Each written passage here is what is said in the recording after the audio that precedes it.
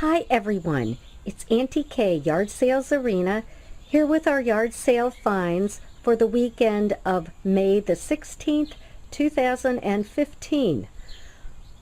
We went to the Tag Teams sale in Severna Park. It was regionally featured on estatesales.net and the house was packed. I mean packed. It was crazy. Tons of items. Now, the tag team notoriously is pretty high the first day of their sales, and we were hoping to go back on Sunday because usually on Sunday items are 50% off. But that was not the case at this sale because there was just so much stuff. They plan on hosting this sale for at least another weekend, if not another 2 or 3 more weekends. Anyway, I picked up 2 items. One is this antique tollware tray. I got it for that really nice blue. I paid $10 for it. That's pretty good. I got this antique sampler. It's not in great shape, but it was only $7. I love the coloring on this. I believe that it dates to the late 1800s, early 1900s, and I think that it was done by a child. Oftentimes, the name of the individual who did the sampler and the date of the sampler is included on the bottom. However, I will need to take this out of the frame to see if that information is there. Anyway, I was happy to pick this up for $7. I think it has a lot of character. Interestingly, at this sale, there were some antiques, but also a lot of reproductions and newer pieces. In fact, I was looking at several samplers, and a woman asked me to look at one that she had gotten down off the wall. She said, "Does that look like a paper to you?" And sure enough, it was a sampler, or it looked to be a sampler, but it was actually just printed paper.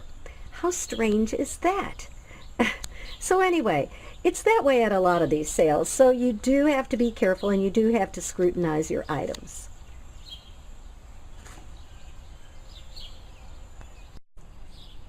Then after leaving the tag team sale, we went to another moving sale put on by a family, and I'm calling that the Dollar House.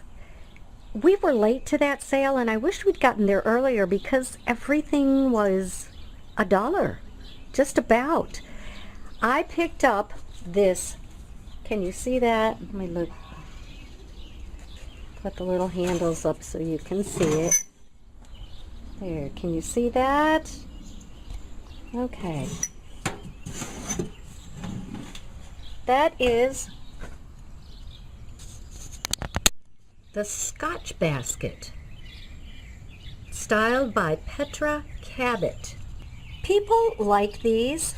They come in red plaid or the green plaid, which is a little more rare. I paid $1.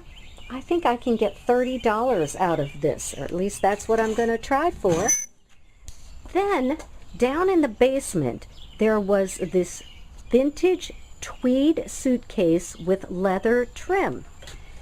And if you look up at the top, oh, there we go, you can see that it says Our Flight. And these are vintage, and they are somewhat collectible. I'm going to put it down for you. It's in fairly decent shape. The only area that really is scuffed, other than the bottom where it sits most of the time, is this one little place on the top. But the locks work, and the inside looks really nice. And that was $1. Can't beat that. From the dollar store, 2 of these Le Paulet fashion prints. These are actually originals from the late 1800s, early 1900s, and they are hand colored or painted. These were sent out in publications to women so that they could order these dresses. There was a time when these were very popular and the price was rather hefty. But today, you're lucky to get $10 to $20 out of these. But still, not a bad buy at $1 a piece.